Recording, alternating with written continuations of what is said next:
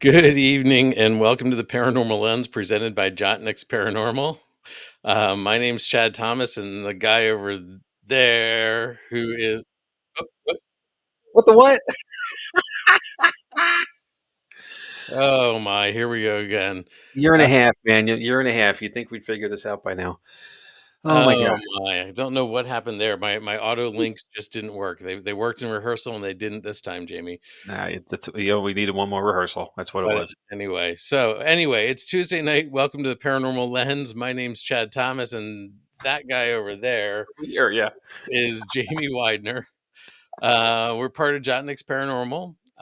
Excited to announce that tickets are up for sale for the investigations at the brewery. So that's a big thing that happened this week. So we're happy to hear that. Yep. More on that in a Um, minute or several minutes, depending on the episode, perhaps. so yeah. Yeah. So and we've got Brittany with us tonight. Hey, Whitney. We've got Todd and Carmela. Hey, guys. And yes, we're doing well. Other than not sure how our show started tonight, but and Kyle's with us. So Here you go. mhm, everybody's here. The gang's all here. Hey, what's Tuesday night? What else is going on, right? I'm sure Bert and Heather will be here soon. So anyway, I don't know, Jamie, what's going on? How's your week been? It's been great. It's finally warm again. Warm being relatively warm versus the 4 degrees it was last week. So got a little chance to get out and get some stuff done, get some cleanup done I needed to do. My dog loves it now. She would look at me like, "Do we really have to going out Um, the door?" So now we're taking our nice long walks again. So life is good, no good. complaints. And come we are now 1 week shy of Groundhog Day next We are. Tuesday, which is the halfway mark of winter. So Mm-hmm. we're almost on the downslide. So you know what that means, that no matter what, it's going to be 6 more weeks of winter. More weeks. I know. I know. You know. Whether that was it Punxsutawney Phil Uh huh. around our way, Octor or Ollie. We have our own groundhog in our area. Never do they agree either. So it's I've interesting. noticed that, but it's Yeah, still always 6 more weeks of winter, Jamie. 6 more weeks, no matter So, what you do. Yep, so physically six um, weeks. yeah. So Yep. anyway, I'm going to be going to Gettysburg this weekend, Ooh, catching up tell. with a friend, and actually have an investigation or two planned. So I'm looking forward to that on Friday night. So Oh, fantastic. yeah, probably going to be hitting the orphanage and maybe another spot during the day. So we'll see what happens. Oh, very But good. Very good. yeah. And then we're coming up on we'll get to it later, but we're coming up on our, some stuff at the brewery, which we're Yep. definitely looking forward to. But tonight, we're here to talk about something else, Do tell. The Philadelphia experiment. And no, it's not the brotherly shove. It's not the, or is it the process for the Sixers? I mean, maybe. Yeah. No, I don't Tanking a bunch of seasons, getting some good draft picks, and then they don't do anything anyway. know. So Philly. Yeah. So, but no, tonight we're going to be discussing one of the most, well, what could have been one of the most significant advances in World War II naval technology, the Philadelphia experiment. Okay. Okay. So it is believed by some that the USS Eldridge, which was a U.S. naval ship, was a cannon class destroyer. Throw some slides up here and just let them cycle through. That was designated DE 173, was involved in some secret military experiments. Supposedly, these experiments were designed to make the ship invisible or invisible to radar, depending who you talk to, what time frame. Now, stealth naval technology at the time had not come about, and naval warfare in World War II was key to moving troops, heavy equipment, and supplies in both theaters of the war for large scale operations. Um, According to U-boat.net, the Allied forces lost more than 1,900 ships. Some of these were to friendly fire incidents and accidents, but can you imagine how hiding ships from enemy radar might have changed those losses? This would have been groundbreaking technology, and that would have had a major impact on the war. Now, I'm not going to surmise what changes that would have brought about, but I'm going to try to dig in and separate fact from fiction. So, as we know, in 1943, when the USS Eldridge went into service, the world was engaged in World War II, Battles were being fought in Europe and the Pacific, as well as resources being engaged to protect the Panama Canal. It had been estimated that $5.4 million was spent in research and development from the military during World War II, which would be about $7.4 billion today. This time period brought us many advances in technology. The list includes radar, jet engines, advancements in weaponry and nuclear weapons. We also made medical advancements during the war, things like blood transfusions, which were not common before then, trauma surgery, and mass penicillin production became prominent. The U.S. Navy was focused on technology advancements as well. They were figuring out how to build ships quickly because these ships needed more power, defenses, armaments, and needed to be able to move quickly around the world. They built advanced bases that could be used to overhaul, repair, and resupply the ships. It was in World War II that the first naval battles took place that were not in line of sight. This was due to the invention and the advancements in radar, which stands for radio detection and ranging.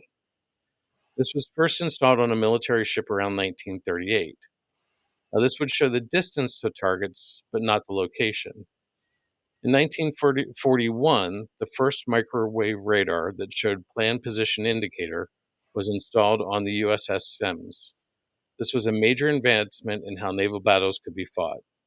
So it seems likely that if the US had a technology to see ships over this horizon, they would want a technology to make our ships invisible. So let's jump to July 25th, 1943. The USS Eldridge was launched at the Federal Shipping and Dry Dock Company in Newark, New Jersey. She was sponsored by Mrs. John Eldridge Jr., widow of Lieutenant Commander Eldridge. This ship was commissioned on August 27, 1943, commanded by Lieutenant C.R. Hamilton, U.S. Navy Reserves. As I said earlier, she was a cannon-class destroyer, escort. She was 306 feet long, almost 37 feet wide, and could travel at a top speed of 21 knots. Her range was 10,800 nautical miles, and her job was to escort mid-ocean convoys of merchant marine ships. These ships were key to logistics of World War II. The escort destroyer had to be able to protect the convoy. They would run ahead, behind, and to the sides of the group, and maneuver to protect the convoy from ships, submarines, and aircraft. Their armament included small caliber naval guns, anti-aircraft guns, depth charges, and torpedoes. So you may see how making this ship invisible to radar would be beneficial. Carl M. Allen was a merchant mariner, and he claimed to have witnessed an event that took place around October 28, 1943. This event is reported by Allen to have happened at the Philadelphia Navy shipyard. There are several versions of this story, so I'm going to do my best to cover all the accounts. The general consensus is that the Eldridge was at the Philadelphia Naval Yard and fitted with equipment that was being tested. Testing began in the summer of 1943. Supposedly, there was a limited success in some of these tests. According to records, one test resulted in the ship almost completely disappearing and being replaced by a greenish fog. It was reported that after the experiment, crew members reported severe nausea. The event that supposedly happened on October 28th says that the Eldridge not only disappeared from sight, but it completely disappeared from the area and was teleported to Norfolk, Virginia for some time, until it reappeared in the original location in Philadelphia. While in Norfolk, which was some 200 miles away, it is claimed that it was in the view of the USS Andrew Forsyth. These experiments had some unforeseen outcomes. Some crew members were on different decks when the ship would reappear. One account talks of a sailor who appeared one deck below where he had started, but his hand was fused into a bulkhead. Other crew members completely vanished, and others went completely, as they said, bananas. If you believe these reports, it was at this point that the U.S. Navy changed the classification of the experiment to only make the ships invisible to radar, and that they may have brainwashed the crew to maintain the secrecy of the experiment. Now, I don't know about you, but this is beginning to sound a little far-fetched. So, where do these crazy ideas come from? Well, Albert Einstein was actually working with the Navy at this point, and he had coined the term unified field theory to describe a class of potential theories. These theories would look at how interrelated forces in nature, such as electromagnetism and gravity, could unite their respective fields into a single field. The goal was to prove this mathematically and physically, so potentially this experiment could have been a test of this theory. Some accounts say that researchers theorized that some version of the field theory would allow large electrical generators to refract light around an object, thus making the object invisible. The Navy, seeing the benefit of this for the military, sponsored the experiment. Now, another version of the story tells of a researcher wanting to take magnetic and gravitational measurements of the seafloor to detect anomalies. I don't have any really hard names, so I'm going to stumble over easy words tonight. um, this was also based on Einstein's attempt to understand gravity. This could also be tied to related stories of experiments with the Nazis to find anti gravity led by Hans Kemmler. And like I said, Albert Einstein did work with the Navy as a consultant during this time period. If you think about these things, then it may be beginning to look plausible. So let's take a look at the military records regarding the experiments. Jamie, did you get that sheet that I sent you with all the you didn't? No. Okay, well that's because it doesn't exist. Um, there is no documentation on this that is acceptable or accessible. In fact, if we look at the logs from the Eldridge, we run into some inconsistencies. First, I said the Eldridge was commissioned on August 27th, 1943. She was stationed in New York Port until September of 1943, and then she was on her shakedown cruise in the Bahamas. And this was during October when the experiments were said to have happened. Now, one explanation for this is that the actual logs are classified and the accessible ones are a forgery. Another theory is that it was actually the USS Hammond, which was designated DE 131. Now, the Hammond did arrive in the Philadelphia shipyard on October 20th, 1943, so that timing is a little more plausible. Some other things that have been stated include a statement from the Office of Naval Research. In September of 1996, so we're talking not too long ago, 20 some years, the ONR said, ONR has never conducted investigations on radar invisibility, either in 1943 or at any other time, pointing out that the ONR had not been established until 1946. It denounces the accounts of the Philadelphia experiment as complete science fiction. In April of 1999, a reunion of Navy veterans was aboard the Eldridge. When asked about the Philadelphia experiment by a reporter, a representative of the crew said that they never made port in Philadelphia. If you want to research the timeline further, the Eldridge's complete World War II action report and deck log is available on microfilm at the National Archives, and its record NRS 1978-26. Ted, there's a whole generation of people listening that still know what microfilm is, right? You're probably right. So we'll have to do a whole episode on that, Jamie. Yeah, that's a spooky thing, right? Mm-hmm. So you may be curious, with all this information that looks like it never happened, why do people think it did? Yeah. For this, we need to jump to 1955. Morris Jessup, a Washington, D.C. auto parts salesman, wrote a book entitled The Case for UFO.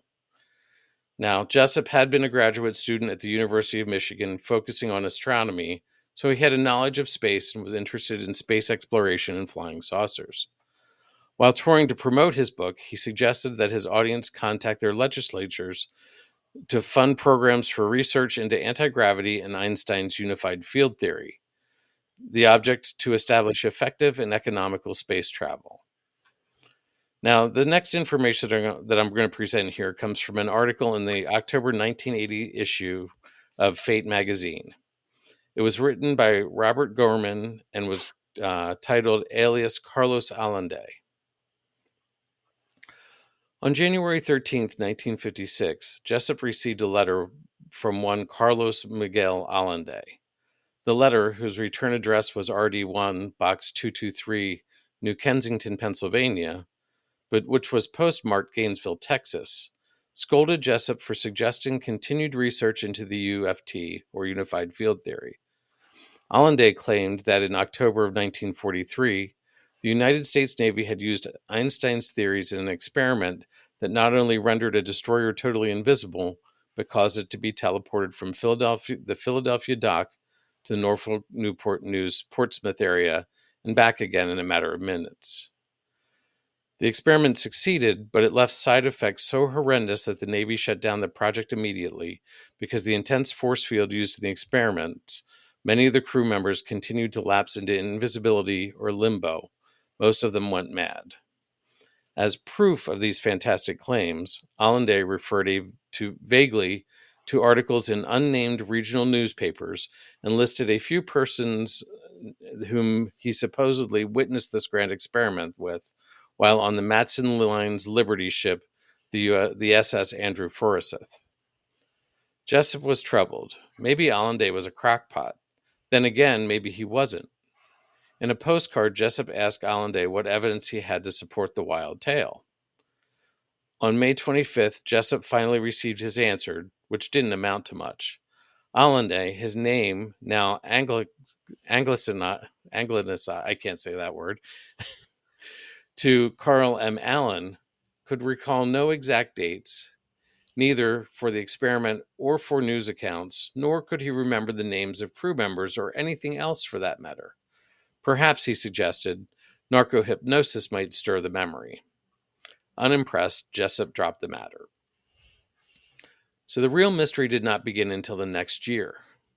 In the spring of 1957, Jessup was invited to the Office of Naval Research in Washington, D.C., where an officer handed the surprised author a paperback copy of Case for the UFO, explaining that someone had mailed the volume anonymously to the ONR.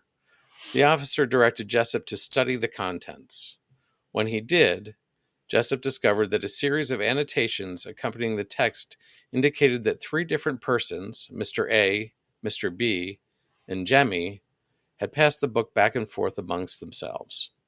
The writing provided answers to the questions Jessup had asked, and the writers made little effort to conceal their contempt for mere human beings. Jessup immediately recognized the handwriting with its bizarre spelling, capitalization, and punctuation as that of his mysterious correspondent, Carl Allen, or Carlos Allende. He concluded that Mr. A was Allende. The ONR requested that the two Allen letters from Jessup. Later, a number of copies of these, combined with the annotated Case for the UFO, were reproduced for study by the Vero Corporation, a Garland, Texas firm involved in military research contracts. So, why did the Navy want the letters to go with the book, and why did they make copies of everything and distribute them? They even went so far as to find the address at which the letters were sent from. According to published sources, they discovered a vacant farmhouse. Now, more research I found that this farmhouse was never vacant. So I don't know what the government looked at, but the farmhouse that Carlos Allen lived in was never vacant and actually had family who still lived there for many years. Turns out that Gorman happened to live in New Kensington, PA, and decided to start looking into the matter further. He was able to find a mutual family friend who was identified as Fred C., and located Allen's latest address in New Mexico. This was on January 7th, 1969, and it happened to be 2 days before the Condon Report, a major paper on government and academic UFO research, was released. Turned out this was much more interesting than Allen, so he never followed up on it. Then, later that summer, Carl Allen confessed to the Aerial Phenomenon Research Organization in Tucson, Arizona, that it was all a hoax. Now, Jamie, do you think this is where it all ends and we're going to tie it up with a neat little bow? Of course not. No, no, of course not. This is where the story from Mr. Gorman gets interesting. He received a call on July 8th, 1979, 10 years after Allen said it was a hoax. This call was from a friend, John O'Donnell, who was a journalist with the New Kensington Valley News Dispatch. It turned out that Carl Allen had recanted his story and was saying that it was all true. The Philadelphia experiment by William Moore and Charles Berlitz had just been published, and O'Donnell wanted to follow up on the New Kensington connection. At this point, Gorman reached back out to Fred C. and found out that Carl had two brothers. Now, while all this was going on, Gorman had a daughter, and the daughter liked to play down the street at an elderly couple's house who was a neighbor of Gorman. The neighbor was Harold and his wife. The daughter would like to visit and then talk their ears off while playing with their Persian cats. One day, while he was going to retrieve his daughter, Robert and Harold got into a discussion about the research on the Philadelphia project. Robert shared that he had contacted the two brothers of Carl Allen. It was then that Harold said, "Donald and Randolph. They're my boys. I'm Carl's father." Robert had never made the connection that Harold Allen could be related to Carl Allen. It was at this point that Harold produced an armload of manila envelopes, books, papers, and other documents. He said, "Carl sends us this stuff every so often. Anything here at all you can use?" And Mrs. Allen said, "Most of the relatives get this," and she waved her hands, "stuff." The stuff included books, military records, magazine articles, letters, and other documents. Now, after talking to Carl's brother, he realized that Carl was a manipulator. He talked with Randolph, and he said, "He has a fantastic mind, but so far as I know, he's never really used it. Never worked anywhere long enough to collect severance pay. It's a shame, really. He's a drifter. He reads continually, but then the information gets all twisted somehow." He went on to say, "Carl is described as a master leg puller. Once he purportedly feigned a heart attack while working near Du Bois, Pennsylvania in 1956. He feigned the symptoms so well that the doctors had to run 3 AKGs just to be sure he wasn't having a heart attack." Later, Randolph discovered medical texts whose sections on coronaries had been annotated. The family went on to say that Carl would never give a straight answer on any of this. Carl had a habit of changing the subject or changing the story anytime anyone got close. Now, Carl sent his parents a copy of what became known as the Vero edition of the book. This is a case for the UFO that had been reprinted with all the notes that were written in the margins, supposedly by Mr. A, Mr. B, and Gemini. Along with the book was a letter that started like this: "Dear Dad and Mom, enclosed is a book I have co-authored with Professor Morris K. Jessup of the University of Michigan nigh 24 years ago. Do not ever part with this book because its original price was $25. And so this book I helped to write, alone, myself, with no Mr. A or Mr. B." So he was saying that he was all three of these people. He had gone to the trouble of writing in different colors of ink to make it look like it was multiple people, and that he believed he was co-authoring something. Now, I think this shows the kind of mental state Carl was in. As much as I want to believe the possibility, I think we have to categorize this as fantasy and not paranormal. Gorman summed it up well at the end of his article with the statement, "It is clear that the legend of Carl Allen, Carlos Allende, is mostly fiction. If someone were to write a book telling the real story, it might be The Philadelphia Hoax, Project Gullibility." So is there anything that could have led Carl to believing that the Navy was experimenting with radar invisibility? One possibility would be known as ship degaussing. Degaussing is in World War II referred to a method used to protect ships from magnetic mines by neutralizing their natural magnetic field through the installation of electrical cables around the hull, which when energized with current effectively made the ships invisible to the magnetic sensors of the mines, allowing them to safely pass over them. This was a crucial countermeasure against the widespread use of magnetic mines by the Germans during the war. The way Carl's mind worked, it is plausible that he could have seen the degaussing system and believed it was something else. To this day, we have only been able to reduce radar signatures by making surfaces less reflective and smaller profiles. They are seemingly invisible to radar, but to the best of my knowledge, this isn't due to the unified field theory. We have not been able to make things invisible or teleport them. Illusionists have made things disappear with smoke and mirrors, but it has only gone from the viewpoint of the spectator. One thing that is true about this story is it's been a talking point for many years, and probably will be for years to come. It brings up discussions of government secrecy, conspiracy theories, and has influenced other urban legends. It also has been the subject of books, publications, and movies. There have been at least 2 feature films and many documentaries made about it. Now, as paranormal investigators, things like this make it difficult for us. So much of what we do is balancing on the line between believable and unbelievable. As you say, Jamie, much of the time we sit in the dark and talk to ourselves. You and I know that we can't get repeatable, controlled results. For those who are trained and live by the scientific method, it almost classifies what we do and what we believe right there with the ship teleporting to other locations. I guess that's why it is important to be skeptical and look deeply at every piece of evidence. I know that I look at so many things that people claim as paranormal, and I find a way to discount them right away. I would hope that every paranormal investigator would do the same thing. And I think as investigators, we tend to surround ourselves with people who investigate and research the same way we do. I think this story is also a modern day example of how folklore, urban legends, and other stories from many cultures have evolved over the year. It just takes one person to start a story that can be told for generations to come.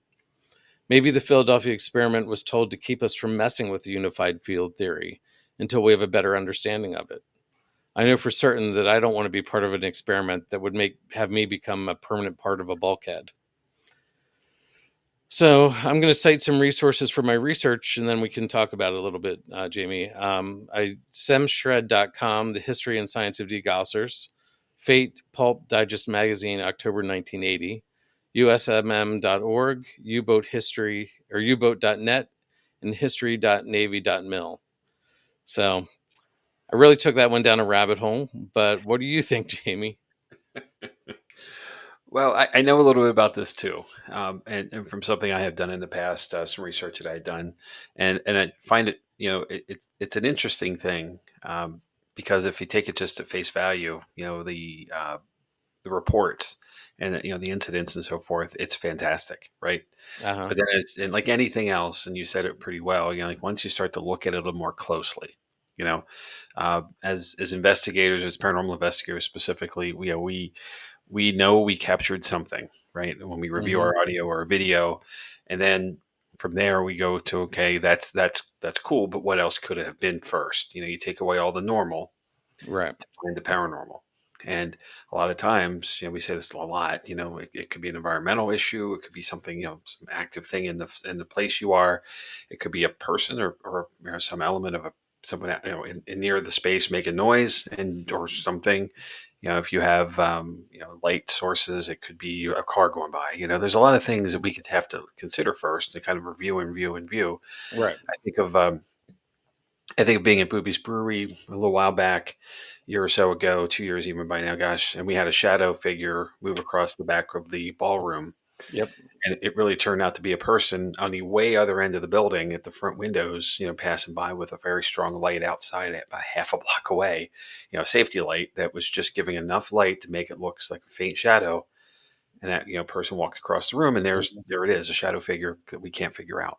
Right. So at And the I think time, if I remember correctly, it was we'd caught that on a camera, which yes. enhanced it as well. So it was like, Yes, exactly. So, this is what we do, right? We try to figure out what it could be first. And then, here we go, on the surface, we're talking about a ship, and on the surface is kind of a pun intended, right? But, right. on the surface, it appears that this thing could have happened. But then the more you dig into it and the more unusual the characters get, it starts to seem less and less plausible. The one thing that really interests me here, though, and it's not really something that is angled into any of the documentation, is that, and because it's really a side effect, is that during this era, Einstein is working very closely with the military Mm-hmm. and trying to develop technologies and sciences that would be beneficial. And one of the most interesting things in a lot of very interesting things that Einstein came up with and presented is the concept of a traversable wormhole. Right. In one end of something, you completely leave this place you are and you come out somewhere else. And the idea of that is still in play, like the possibility of it. It would explain how people disappear, Mm-hmm. and we use the term abduction a lot, right? When people just disappear and then they come back later, you know, and they have no memory of where they've been and what happened to them. This could certainly be that plausibility to say that the ship entered one end of a wormhole in Philadelphia and exited another in Norfolk, Correct. and somehow turned around and or you got sucked through it or however to come back to Philadelphia again. The fantasticness of though people getting like the sailor with his hand in the bulkhead, and Mm-hmm. different decks and things like that. That doesn't make any sense in that scale because it would just physically be you sailing through something. Nothing changes for you physically. Right. So there has to be some other dynamic which goes beyond my explanation and probably beyond Einstein's as well in what he's presenting in the wormhole theory. Right. You know, and wow, if we could do that, where could we go? Like that's the cool thing that I want to believe about this, that it might even be a possibility. But here we are 70 years later and not so much. Right. I want to highlight a comment or two here Mm-hmm. from Todd and Carmela. First, and I'm going to read this, of course, for those not watching us, but teleworking, which I know he means um, Porting. porting. Yeah, sorry, just of the ship makes me think of the 1980 movie The Final Countdown, not the song from the band Europe, which is now going to be in your head. So, Yeah. um, Yeah. yeah, you're welcome. Um, the U.S. Nimitz, which is an aircraft carrier, goes through a freak electrical storm, and then continuing. Um, is the world's largest nuclear powered aircraft carrier. It's transported back to December 6th of 1941 in time to head off the Japanese attack on Pearl Harbor. This was a Mm-hmm. film that was released in the 80s. I saw it. It was pretty cool. Fantastic story kind of idea. Mm-hmm. Also, back in 1984, there was a terribly, awfully awesome movie called The Philadelphia Experiment. Mm-hmm. We said there were two feature films. This is the one I recall seeing, starring Michael Pere, who was great but also awful at the same time. Nancy Allen, a few others. Um, it directly involves the Eldridge. It directly involves the Philadelphia experiment specifically. Um, and the ship disappears, but also two sailors from the ship, Pere being one and his best friend, I forget the guy's name, get teleported 40 years into the future and have Okay. to try to figure out what happened. And that's the drama of the story. It's out there in the world. I really recommend it if you love like those B films. This would be a Mystery Science Theater 3000 film somewhere in our future. Like those films were back from the 50s, 60s, and 70s. Mm-hmm. At some point in the future, there's going to be one of those shows with this movie in it because it's just that terribly good. Okay. Um, but it presents the same idea, and the friend disappears from a hospital bed. Like I remember this vividly. Like he just teleports away somehow. Like Right. and it's the whole story though. It's everything you've described here in that they're just trying to present more drama to it. Yep. Also, um, yeah, Bert has comment. Burton Lynch, welcome to the show. Sorry, missed you a little earlier. Um, the Eldridge was sold to Greece, then sold for scrap. So Yeah. there was no road trip on this one. We can't go But see it. I mean, we can't go see it, but we can go see Philadelphia and Norfolk. They're not that, No, it's true. It's So true. We go to the places. We just can't go to the ship. right. Um, And that's another thing. If this was such a big deal, we wouldn't have gotten rid of the ship, right? right. We sold it to a foreign entity. We sold a warship, first of all. This is a U.S. destroyer with a ton of armament, and it's a weapon ship. And we Mhm. sold it to a foreign navy. So, it really, that takes away some of it would be a classified piece of equipment. Right. We just kind of sold it. So, Yeah. uh, No, I mean that's not uncommon, especially with like we had so many ships started after World War II that wasn't uncommon to sell to friendly Right. nations to help protect themselves. But you're right, if it was something that was part of a big experiment, I doubt you're going to strip that kind of equipment out of the ship that easily. Right. So, but it doesn't exist anymore. We can't research it. So, the Or does other it exist somewhere and we just don't? We're not being told about it. right, well, I mean that that's where you talk about government conspiracies and cover-ups and secrecy. 2012 was the year that the other Philadelphia Experiment movie came out. So there is Not another too long version ago. of Missed that one though. it. Yeah. So, Nothing could beat that 1984 version. which I'm sure they're available on all those fun streaming services. Oh yeah, if you dig, you'll find them. Don't worry. Mhm. I want to highlight this comment too from Todd and Carmela. Speaking of the government and a conspiracy concept, LOL, nope. But in context to that, the government playing shell game with the information.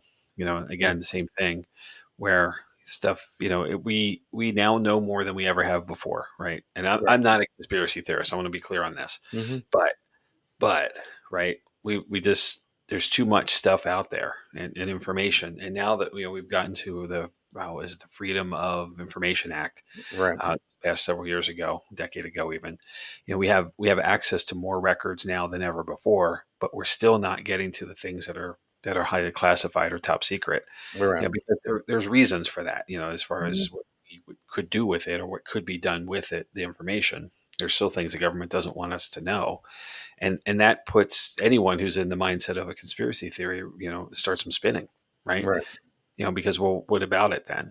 And I get that, and I think that I'm all for open communication, so I'd like to know everything that's going on, but I guess there are times when there are things that are better we don't know, Right. or reasons for it, which Hmm. could be that this was a terrible disaster. In fact, Right. it definitely did not have a positive, and it couldn't. If to try to replicate it would still be damaging things and hurting people, and I'm okay with that happening. Yeah. Yeah. I mean, I don't have a good answer as to where this falls. I mean, my tendency is no, it didn't happen, but maybe you Well, I never want to know. believe it, Uh, right? I mean, that's the whole premise of what we do. Is like as investigators, we want to believe it. We just need hmm. to have proof of it, Hmm. and that's my drive. As I go out to the field, and I want to be able to I want to be able to capture something, Right. evidence, hard evidence, and I want to be able to replicate it. Have something that can say definite and concise. And you mentioned it. The repetitive stuff. Right. We can't replicate things very well in Right. the field because um, it's such unique opportunities. Hmm. Again, no one's going to walk out of the wall and introduce themselves to us, or at least it hasn't happened yet. So, Right. but hope. You But bet. You in never that, know. It could. it could. So, So but that's why I this is keep going back, right? right. But this is where it's important to be a critical thinker and use that analysis and um just make think it through and make sure that you do debunk everything that you can before you say, oh yeah, that's paranormal. So Got it. Yep, exactly. Well, again, until we do this, I mean, and go back to the stealth technology concept. Like we were trying to evade radar detection, right? And we right. never gave up on that. We certainly still we have plenty of things now that are stealth, quote unquote Hmm. stealth, that are radar evasive. So it clearly wasn't something that was just this isn't right. We got to give up completely. We just said, Right. okay, that doesn't work. Let's do this instead. Right. And found a way. Hmm. So maybe there is more to it. If we were able to continue, or maybe that experiment continued and then just evolved into where we are now with our technologies Right. the technologies that we even know of. Maybe there are things we don't even know of. Oh, Again, I'm sure there's much going much back to the conspiracies, right? yeah. So and again, it's not necessarily conspiracy. It's just things we don't need to know. I don't need to know if we can hide a ship in the ocean. It's not going to affect my day to day life. So Unless you're in the ocean. well, Right? No, true. I'm kidding. Yeah, of course, you're right. You're right. There are a lot of things like that that just fall outside of our normal purview. Got enough stuff going on. Hmm. So Maybe that's a little naive, but I'm okay with it. So yeah, All it was right. definitely an interesting topic to research. It's one of those that I dug in and I dug in more and I dug in more, and it's like this could go a lot of different directions. Exactly. So And well, and Todd and Carmela did say create a portal and a road trip then. right, So but that's and you know, and what Bert says here, truth is stranger than fiction sometimes. that's very true. So It's like you can't make stuff. They can't make this up. So right. there has to be something to it. And Mhm. it's an like you mentioned earlier. It's an urban legend now. There's some because somebody was willing to say this could have happened, or they were willing to put it forward, and then someone else was willing to believe and then put it forward. Mhm. So outside of the official naval records, everything else is likely expanded upon as these things become. And we've covered 2 episodes now of urban legends to know that the stories just grow Right. over time. Um, and without any facts behind them, they can continue to do so because we're Mhm. not fact checking anything against it to say this is the truth. Right. So who knows? Something probably happened on a ship, on the Right. Eldridge, and Mhm. it just got fantasticalized. I'm making up words. Whatever. You get the gist. Yeah. To become You know, something a lot more than ever was. what was it? The TV show The Truth Is Out There. Scully and Mulder, right? The The truth is X out there. Files, sir. X Come on Files. now. The I X Files. Let's yeah, get that. Let's give it honor it for what it was. but it was a great show. Absolutely. But It still is. I mean, it's still around. That's another yeah, one. yeah. So yeah, but anyway, so that's my All right. story, and that's what I got tonight. So Cool. It's thought inducing and very cool. So good job with the work, and thanks for doing all the research. That's the fun part of all. We both know that the fun part of the episode is hmm digging into it and figuring out what's going on and hmm coming up with what we can present. So very good job. yep. If I get a knock on the door from a government agency, I'll know that I stumbled across something too much. It's true. It's true. Literally. Oh my! And Bert has brought the point of where are the Facebook fact checkers when you need them? Yeah. Well, wait till this goes on to the streaming services. I'm sure we'll get a hit or two or 10. So hmm yeah. So Well, yeah. I'm going to say something else here. So I am a grandson of a couple people from the Navy. Both my grandfathers were in the service, and my mom's father was on a ship that was torpedoed in the Pacific, and he went in the water, and they were in the water for quite a while, and he and many well he was a survivor, of course, but many of his shipmates were not, hmm and not because of the torpedo and not because of the sinking and the drowning and so forth, but the being left as a survivor on the water, and you can't drink seawater, of No. course, and nobody has rations. And once the water is disturbed like that, then it becomes a preying ground for sharks. Yep. And I'm drawing a blank on the ship, but there is a true story behind the movie Jaws, of a similar situation where a ship went down, and the captain that's in Jaws, the older gentleman, was on that ship, and but it's based on a true story as well. And the reality is, if we could find a way to make that ship not be a visible target, you know, all those lives would have been saved, hmm and many others along the way. There's 1,900 ships that went down during the hmm wartime, Yep.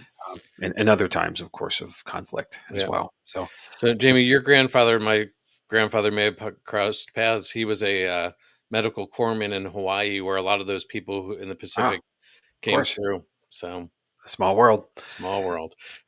Two fellows from Pennsylvania hanging out in Hawaii. Go figure. Yep.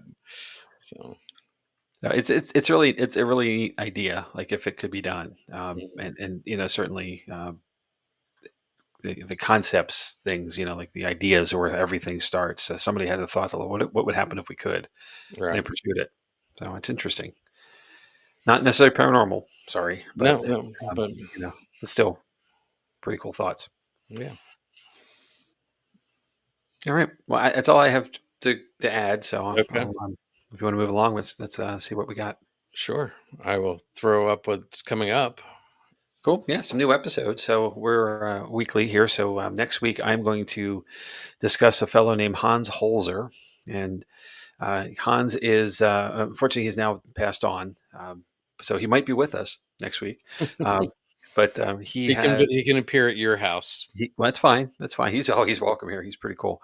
Um, I'm excited to talk about him. So he, for about 40 years, was a paranormal investigator, primarily on the East Coast, but a lot of other places, and is considered to be the father, maybe even now the grandfather of paranormal research and how we do some of the standards that we do.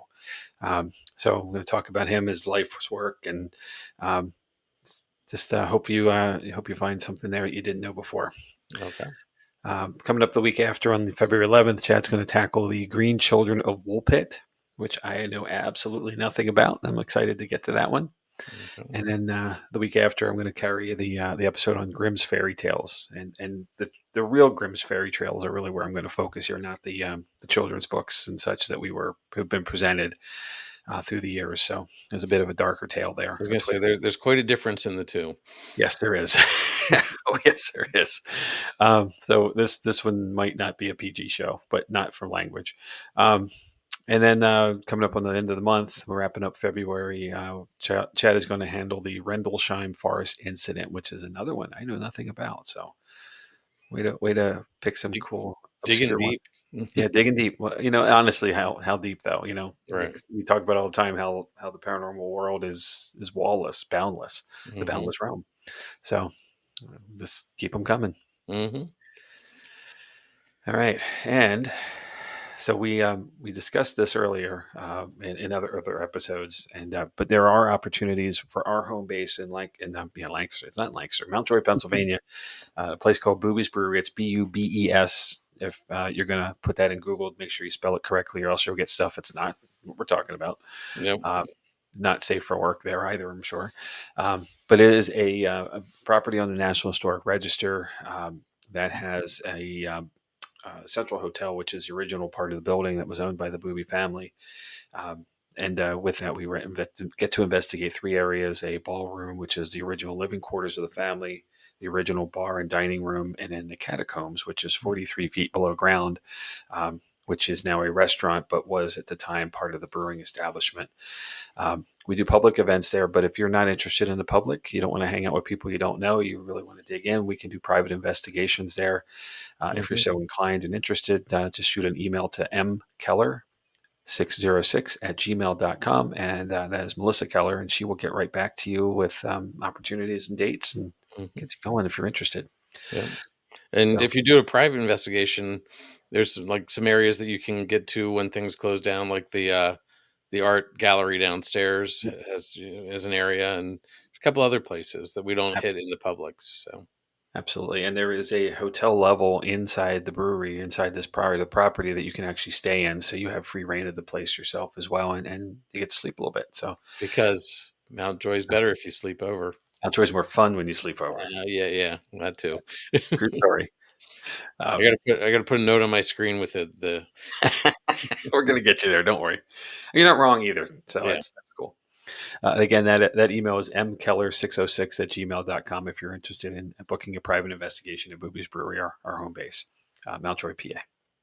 All right. And then if you're not interested in private stuff, you want to do some public events with us, our ticketing is now up and running on the Booby's Brewery website, boobiesbrewery.com/entertainment. The dates that we have are February 22nd, March 22nd, and April 26th. And that will be a para-unity event with another paranormal team co-hosting with us.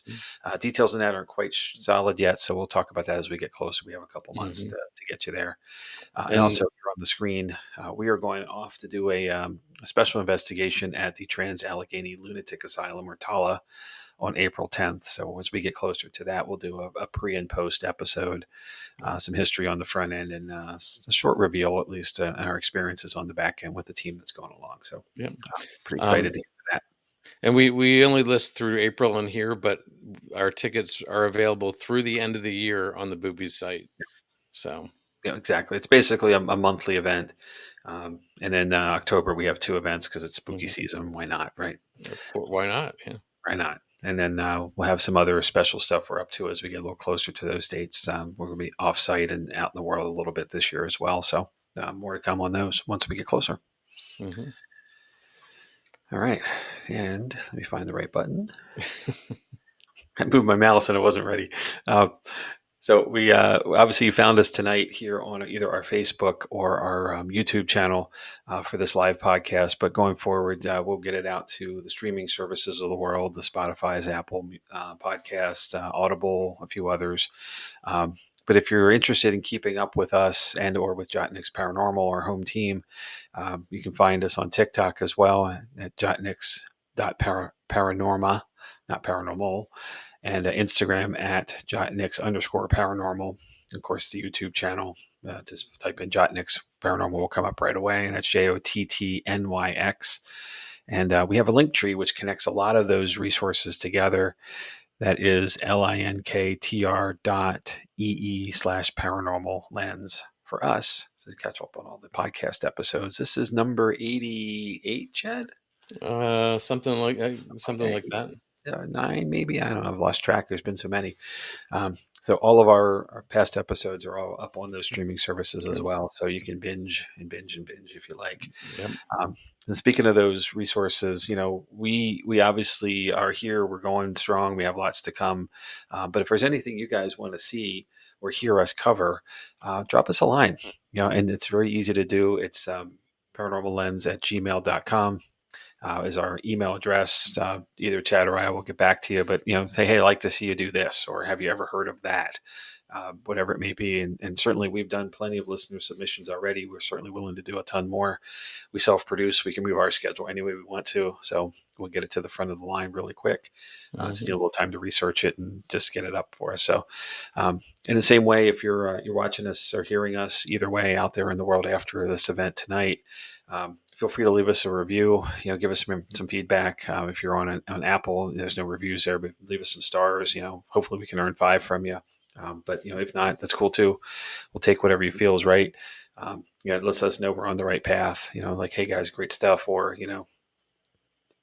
Chad says I'm a lot.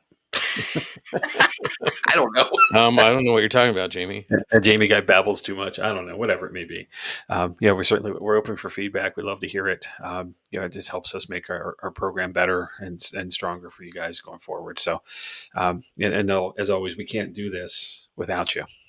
We could, I guess, technically, but it's kind of the same idea as you're an investigation. You walk around the dark talking to yourself. We're kind of doing the same thing without folks coming along with us. So, Yep. we really, really appreciate you, and thanks for doing so. Yeah. All right. Any parting thoughts, Chad? No, I'm too tired to have any parting thoughts tonight. Stayed You, up you way might too late going down rabbit holes. need a wormhole to get you to your bed, right? Yeah, exactly. So, All right. Well, with that, then I guess we'll say goodnight, and we'll look forward to seeing you guys next week when we talk about Hans Holzer. yeah. Until All then, right. Good night. Thanks, everybody. yeah.